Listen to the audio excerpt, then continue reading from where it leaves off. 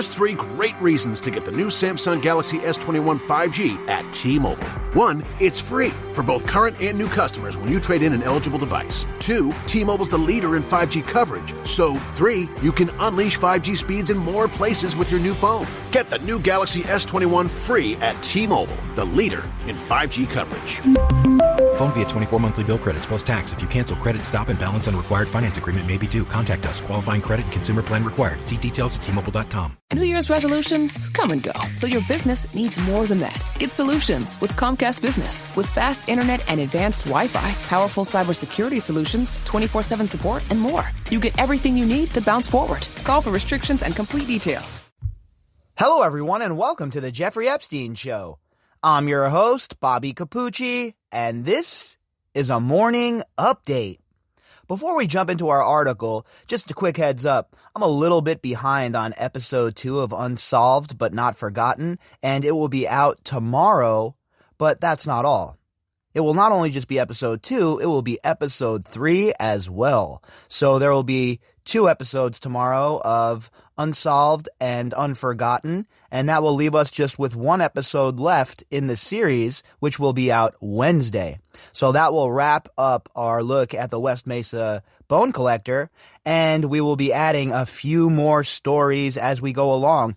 Like I said, I'm shooting for 3 times a week, and some of the cases will be one day, some maybe it'll take 2, some 3 or 4. But for the most part, a lot of these stories that we're going to dive into, they're a little obscure. So there's not a bunch of information, right? So we're going to really be looking at some obscure cases along with some of the more popular disappearances and unsolved murders and unsolved mysteries in general. So look for both of those episodes tomorrow, and then to finish off the West Mesa series will be Wednesday. And then we'll jump right into a couple of other cases that I've been looking at. One of them is the Oakland County child killer case. I've been looking at that one. We're going to add that at some point. We're definitely going to talk about Jimmy Hoffa at some point as well. I think that is still to this day, a very interesting story worth taking a look at.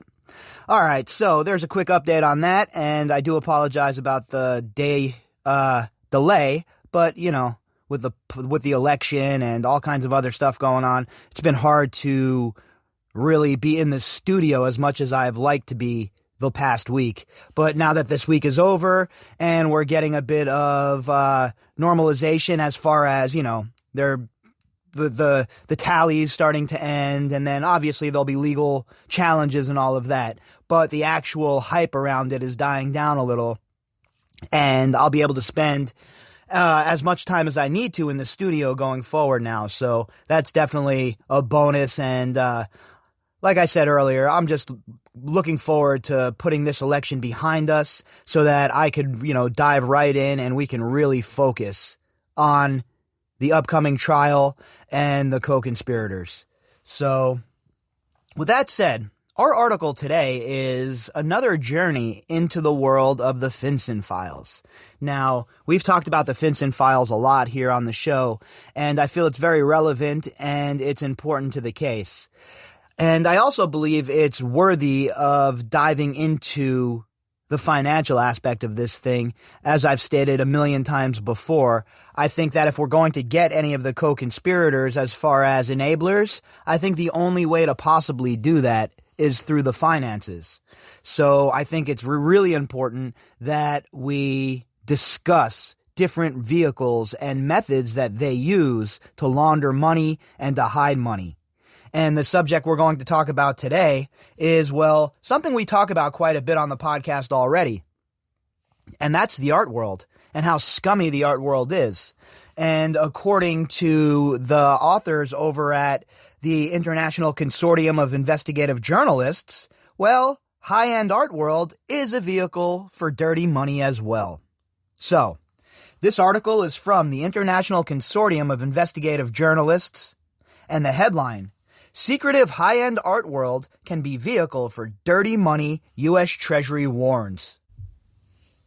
And we all know about, in this case, the Jeffrey Epstein case, we know about the role of the art world. We know about the New York Academy of Art. We know about the Museum of Modern Art and Leon Black. And we know about Leon Black's billion-dollar art collection.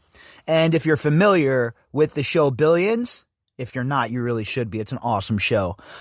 They have a situation like this where the main character, Bobby Axelrod, he has a bunch of really expensive art, and they have a scam where they, have fake art there instead, so he doesn't have to pay taxes on it and all sorts of crazy shit. And that's what these people do in real life. All of those storylines pretty much from Billions have been taken out of the headlines and used in their story. Like, again, the lead character, Bobby Axelrod, he works on Wall Street, and on 9/11, his firm lost like all of their employees. And that's based on Lutnick over at Cantor Fitzgerald, Howard Lutnick over at Cantor Fitzgerald, where I used to work. So it's pretty funny parallels in the show Billions if you're hip to like the nuances.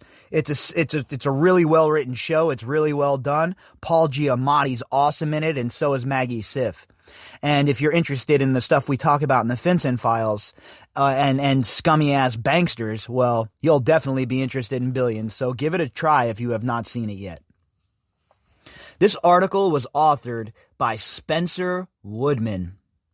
A new advisory urges agents, brokers, and others in the art industry to adopt safeguards against financial crime, money laundering, and sanctions evasions. Yeah, again, they're going to self-regulate. We know that that's going to happen. We can really count on the art industry to self-regulate itself. Just like the modeling industry. Just like Big Pharma. Just regulate yourselves. No big deal. These people are so insanely crazy. And I really hope that there is some change on the horizon, because these people, Big Pharma and the like, they need to be wrangled in. I'm not big on regulations when it comes to most things in life, but some people have been getting away with literally murder forever. And talking about the art industry, forget it.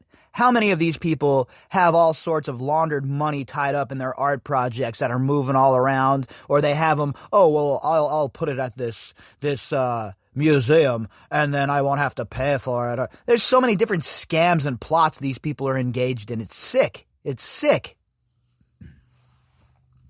The United States Treasury Department is putting art galleries and museums on notice over the high risks of financial crime in their trade, warning that various aspects of the art industry makes it attractive to those engaged in illicit financial activity, including sanctions evasion. How many times have we seen these really super rich scumbags with the dumbass art collections? You really needed to pay $50 million for that picture, bro? For what? So you could floss about it? Now, look, I get it, right? If you're like a huge collector of art and you want to purchase these items and put them in a museum for everybody to enjoy, that's I get it. That's different. But these people, the vanity of having fucking $50 million pictures hanging on your hallway wall. I mean, really? I look, who am I to tell anyone how to spend their money, right? That's not my place. I'd never attempt to tell anybody how to spend their money. But at the same time, talk about being out of touch and tone deaf, and talk about not understanding the plight of the people. The advisory published on October 30th calls out the art industry's heavy use of shell companies, citing the high degree of confidentiality and anonymity in the art trade. The advisory cautions that art dealers may find themselves unwittingly, I love that, unwittingly, working with criminals seeking to move illicit funds. Unwittingly, huh? I'm sure some of it, maybe a majority of it is unwittingly, but you really think there isn't a market here for the art trade to help launder this money? You think that these people who are involved in this, the very same people that were hanging out with Jeffrey Epstein, are above being involved in a money laundering scheme where they're peeling 10% off the top for themselves? Come on now. We know what greed does to people, and we know that something like the art industry is revolving around greed. Oh yeah, let me go splash a little bit of paint all over this canvas real quick. Oh, that's $150 million.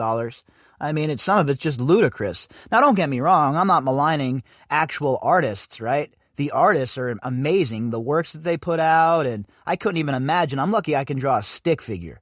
So it's the artwork itself is amazing. The fact that it's been bastardized by these sick people, just like everything else they touch, is what makes me mad and aggravated. And I think that it's a good thing that there's some light being shined here by the FinCen files and the great work by the consortium of journalists over there. I think it's pretty important to show that there is a big problem as far as money laundering and the art industry. And I think that it's very, very important for our case, especially considering all of the people that were involved and how quote unquote cultured they think of themselves. So, they're all involved in the art industry. We know for a fact Leon Black was. We know Jeffrey Epstein loved art. Just listen to Maria's story. So the art industry is certainly corrupt, and there's certainly a bunch of disgusting sons of bitches running around at the top. It also notes that artwork, often subjective value, creates additional attractive value to financial criminals who are known to manipulate invoice prices to covertly shift money around the globe. Another vehicle used. Was that what Leon Black was doing when the money with Jeffrey Epstein? Look, I don't have any evidence of that. I'm just asking questions.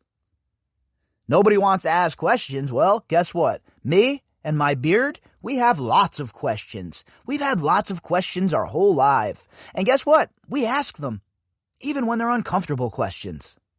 So that's one of my questions for sure. What was Leon Black and Jeffrey Epstein doing as far as artwork? Furthermore, what was Jeffrey Epstein doing with anyone as far as artwork is concerned? Do these LLCs have anything to do with artwork purchases from, say, the New York Museum of Art or the New York Academy of Art? Again, these are all very important questions. And when you look at it with this as a guideline, knowing that the art industry is as corrupt as the financial industry, it starts to make you ask a few questions about the money laundering aspect, right? The advisory serves as another reminder that the $28.3 billion American art market is the largest unregulated industry in the United States. So again, I ask you, do you really think that all of these supremely rich, wealthy, so-called members of polite society are that much into art? Or is it just another vehicle for them to protect their vast riches while you and I get caught up paying every last dollar that they say we owe? I highly doubt it's because all of these people love the art so much, okay? Just another scummy way for them to protect their money and not pay what they should be paying. Tess Davis, executive director of the Antiquities Coalition, which advocates the return of stolen relics to their home countries, told ICIJ in an email. It's crazy, man. It is absolutely crazy. This lady's the executive director of the Antiques Coalition, and it advocates the return of stolen relics. And she's saying that it's the most unregulated industry in the United States of America. An insider in that industry is saying it. Not me, not the reporter here, but an insider in the industry to the source itself. And what do I always tell you? If you want the real truth and you want the real story, cut out the media, cut out the middleman, and go to the source yourself. Because if it's possible to hear from the source, what better information are you going to get than that? And when it's somebody who is tied in like this lady is, she knows what she's talking about. This is what she does for a living. And it's rather obvious to anyone paying attention that the art industry is certainly used as a vehicle to move all of this dirty ass money. The advisory comes on the heels of the FinCen files, an investigation by the International Consortium of Investigative Journalists that examined massive flows of suspicious and illicit funds around the globe, including the art market. Conducted in collaboration with BuzzFeed News and more than 100 other news organizations around the world, the project was based on an analysis of trillions of dollars in transactions captured in suspicious activity reports that banks require to file with the U.S. authorities. So, we've covered this for a while now. I believe this is our 12th installment of the FinCen files and Epstein, and that little paragraph tells the story, right? This has been a very important drop in my opinion, and it's been very, very important. I think that what we have learned with the FinCen files has really just went to add an underline, a line under, I guess I should say, to everything we have talked about when it comes to money laundering. And it really gives you a big picture of how deep and how corrupt the banking system is.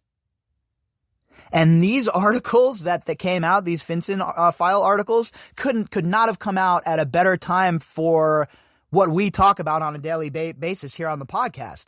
Because we're starting to enter that phase where it's no longer let's expose the people who were involved. Obviously, we'll continue to do that. But now we're getting into the phase where it's punishment for these people. So when we start building that profile, right, and we're looking at the overall case, it really makes a lot of sense to talk about the financial aspect of this. And with the FinCen files dropping when they did, the timing could not be better. So I just, it's perfect for the time period where we find ourselves right now in our discussion. So I hope that they just keep coming with these great articles, especially ones like this, considering how big the art world played in Jeffrey Epstein's domain. One focus of the investigation was a shadowy shell company called Pantheon Worldwide Limited that exchanged millions of dollars in cash and relics with alleged antiquities traffickers, according to one suspicious activity report, while baffling compliance officers at its own bank. You see here what the problem is? Even with the suspicious activity reports in effect, they're ineffectual. I talked about this previously about how there was times we filed SARS and we didn't even know the person's name. Oh, he was wearing a black hat and a checkered shirt. Oh yeah, that's really going to help people out. So the FinCen file procedure itself is kind of a joke in my opinion, and it needs to be more stringent. The accused traffickers had been charged by authorities in New York with selling stolen relics from East Asia, India, Afghanistan, and other regions. The pillaging of Afghanistan was just brutal. When the Taliban was in charge of Afghanistan, fully in charge of Afghanistan, what they did with the relics was just insane. It made me cringe every time I would turn on the TV and see it. And then the destruction of the Bimian statues was just the nail in the coffin for me as far as what was going on over there. I really can't tolerate the destruction of history. It really bothers me to no end. And there was a lot of that in Afghanistan, and these relics that were pillaged from Afghanistan from long ago ended up flooding the market. And obviously the same thing happened in Iraq after the adventurism of America thinking it was a good idea to head over there. So these relics float around, and then these rich people, they end up buying them, right? And the banks know a lot of times that they're dealing with traffickers and shit, but guess what? Like usual, they do not care. At the heart of many antiquities cases around the globe are traffickers, elaborate steps to cover their tracks, and a heavy use of the art world's many options for financial anonymity. Financial secrecy has factored into all the largest antiquities looting scandals. Layla Amendola, a New York-based lawyer specializing in antiquities smuggling cases, told ICIJ, "Anonymity in this market runs very deep, and it remains a serious problem." Of course it does. And just like how the money laundering goes to keep people poor, the same can be said for the antiquities. Do you think the local communities should have these antiquities pillaged from them? Or should they have them to do with as they wish? Put them in the museum, let their people see them and experience the rich culture that they come from. But no, these piece of shit scumbag traffickers, in this case, traffickers of art and high-end relics, are involved in screwing people once again. And I'm tell you what, folks, I am tired of it. I am tired of these people living on a separate plane than the rest of us. It is time that we all stand up together and tell them no more. I don't know if there's ever going to be a better time than now, with all of the turmoil, all of the upheaval, and all of the people who have had enough. If we could just find a way to stop fighting with each other and unite with one voice to tell these people that we will no longer be treated as cattle, we will no longer be used and discarded when they feel is necessary. And we certainly won't be party to their disgusting, slavery-esque financial system anymore. But instead, we're way too busy fighting over this, that, and the other thing that has been manufactured by the very people, the legacy media, that we're on here talking about on a daily basis. And it just keeps turning and turning and turning. Well, I'll tell you folks what, I'm dizzy and I want off.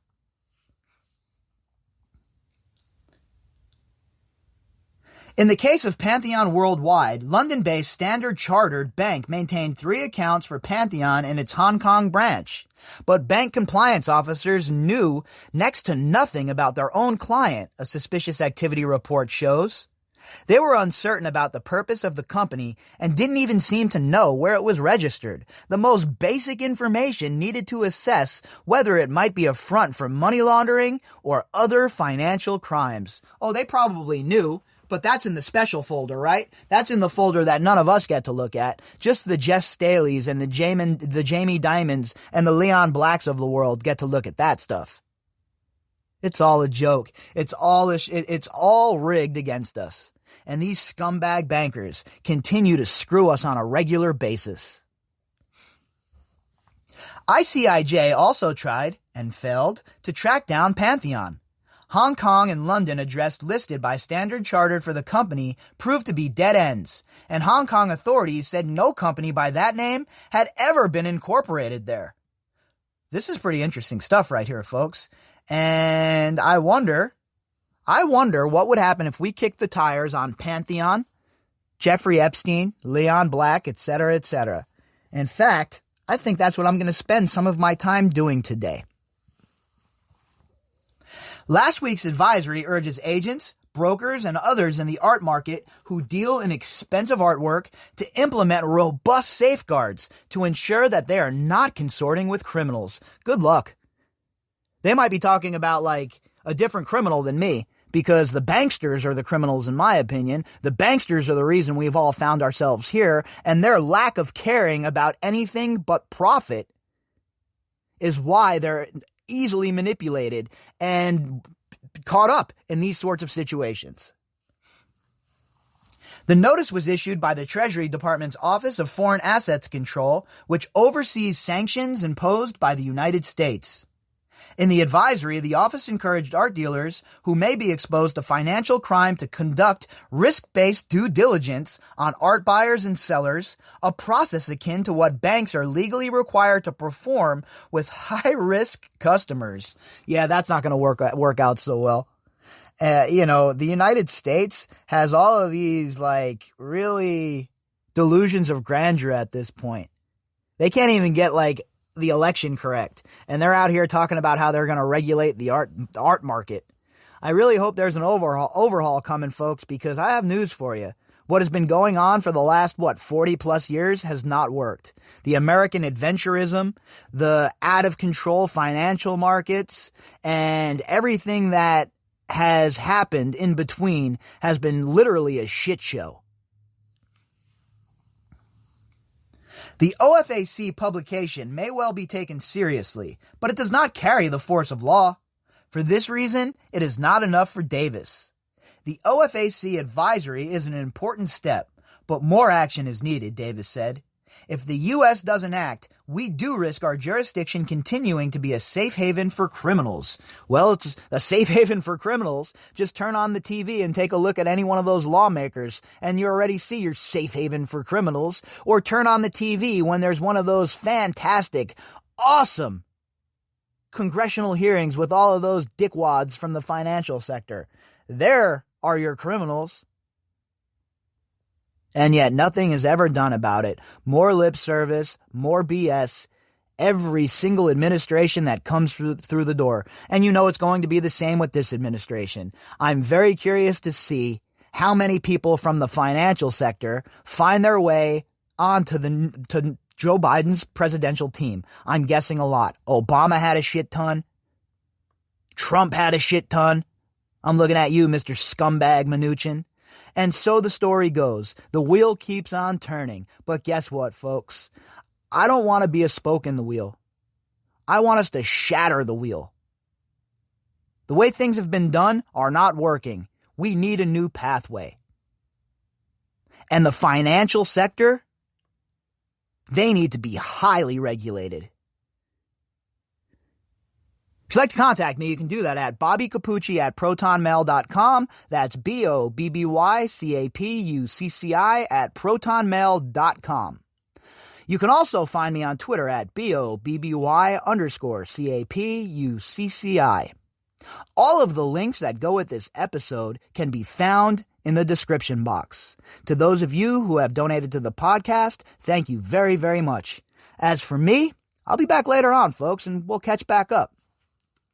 Here's 3 great reasons to get the new Samsung Galaxy S21 5G at T-Mobile. 1, it's free for both current and new customers when you trade in an eligible device. 2, T-Mobile's the leader in 5G coverage. So, 3, you can unleash 5G speeds in more places with your new phone. Get the new Galaxy S21 free at T-Mobile, the leader in 5G coverage. Phone via 24 monthly bill credits plus tax. If you cancel credit, stop and balance on required finance agreement may be due. Contact us. Qualifying credit and consumer plan required. See details at T-Mobile.com. New Year's resolutions come and go, so your business needs more than that. Get solutions with Comcast Business. With fast internet and advanced Wi-Fi, powerful cybersecurity solutions, 24/7 support, and more. You get everything you need to bounce forward. Call for restrictions and complete details.